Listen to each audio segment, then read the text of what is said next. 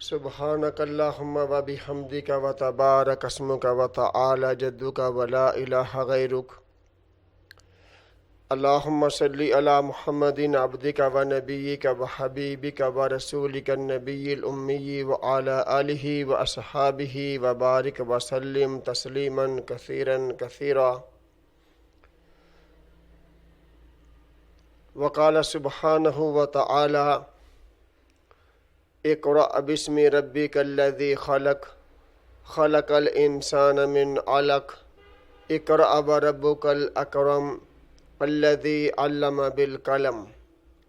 وقال سبحانہ و تعالی فی کلامہ المجید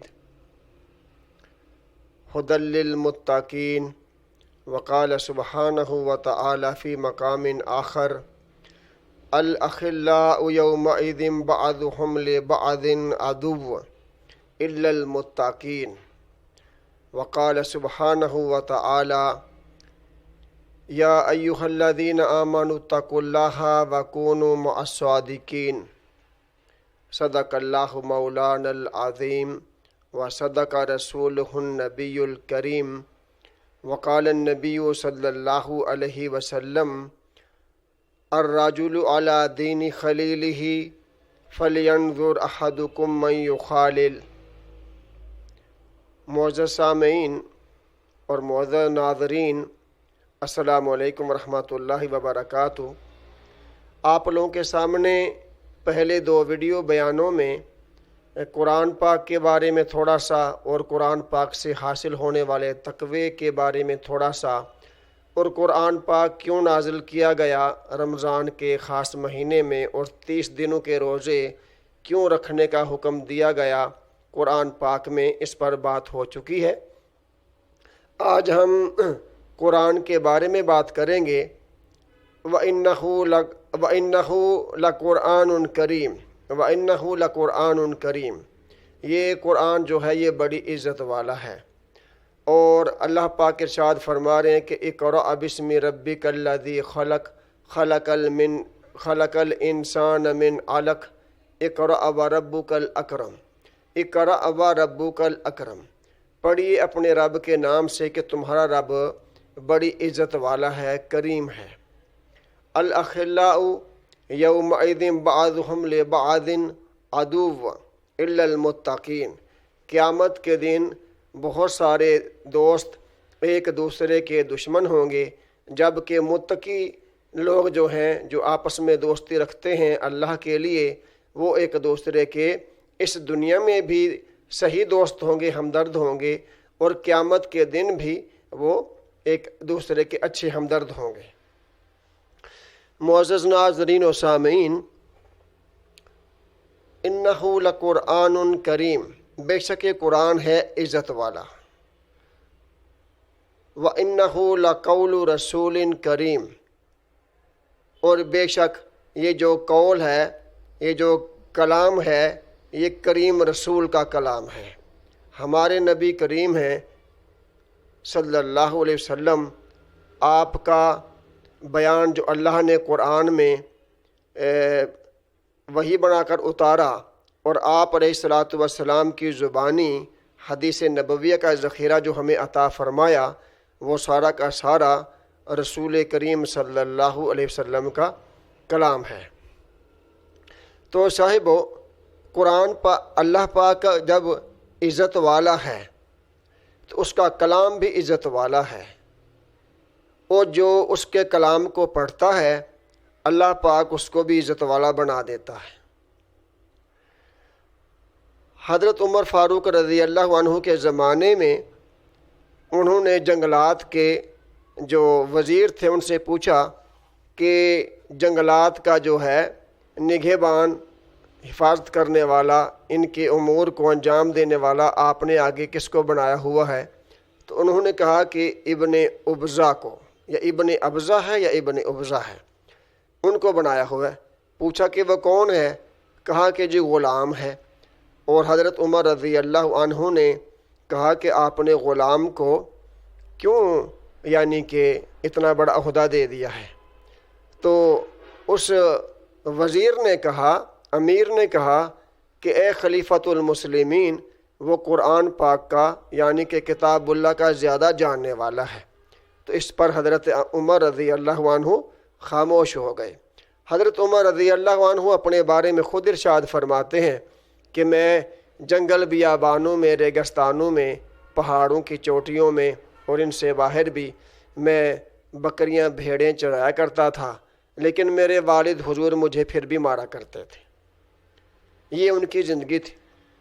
جب آپ اسلام لے آئے، قرآن کے اندر غوطہ زن ہوئے، تو ایک بار ادھر ہی سے گزر رہے تھے جہاں کبھی بھیڑ اور بکریاں اور اونٹ چرایا کرتے تھے، تو کہنے لگے یہ وہ جگہ ہے جہاں پر عمر کو ان کے والد حضور مارا کرتے تھے، اور اس جگہ پر کھڑا ہو کر کہا کہ اللہ نے مجھے اسلام کی برکت سے اتنا بڑا بنا دیا کہ اللہ کے سوا اب عمر سے کوئی بڑا نہیں ہے۔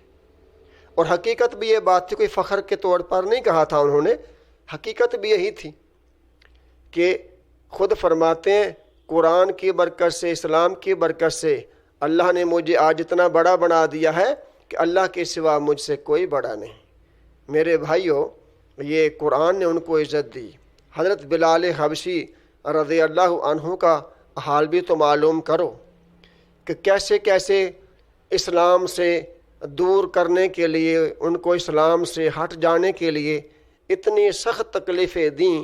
علماء کہتے ہیں کہ اگر وہ جو عہد کہتے تھے، اگر وہ زبان سے انکاری بھی ہو جاتے، دل میں تو تسلیم تھا ہی، تو پھر بھی اللہ پاک ان سے راضی ہوتے، ان کے لیے گنجائش تھی۔ لیکن جو ان کے دل میں تھا وہی ان کی زبان پر تھا، اس وجہ سے ان کو بڑی تکلیفیں سہنا پڑیں۔ غلام تھے نا، پھر جب اسلام میں شامل ہوئے، اسلام میں آئے، تو اللہ نے ان کو کہاں پہنچایا؟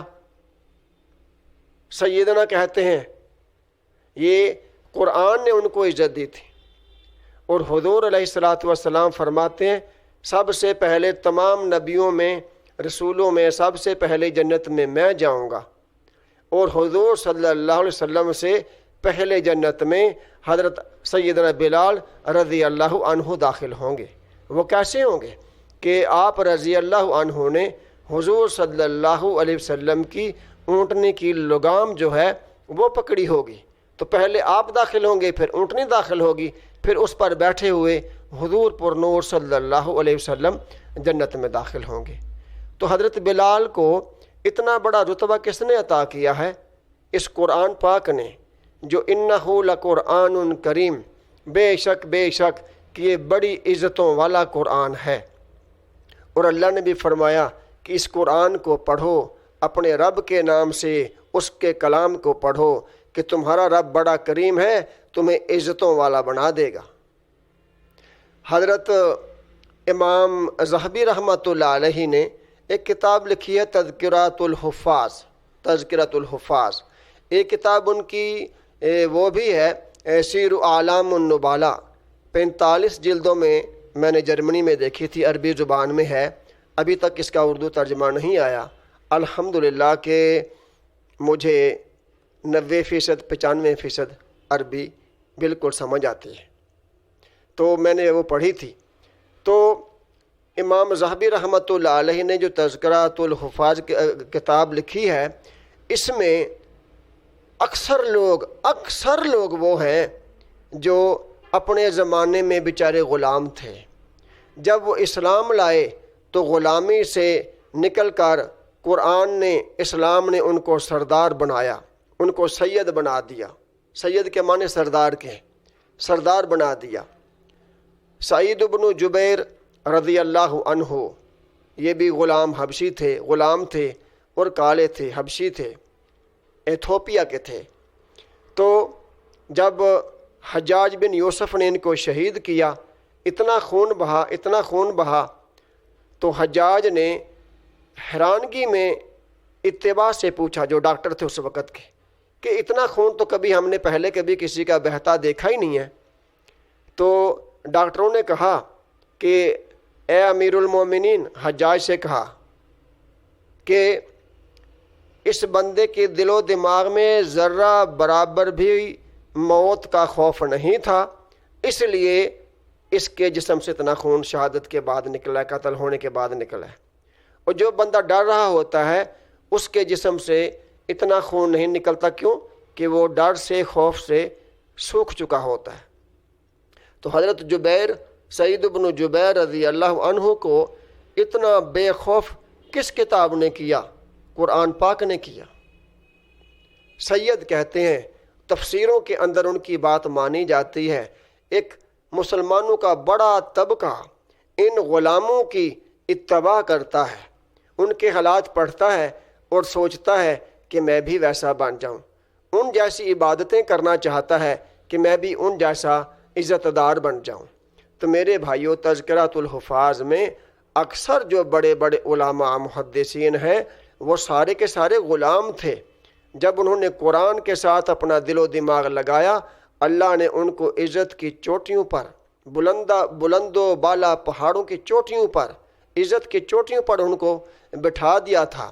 اور یہ نہیں کہ وہ اپنے زمانے میں عزتوں والے تھے، قیامت تک جتنے زمانے آئیں گے ان کی عزت اسی طرح سے برقرار رہے گی۔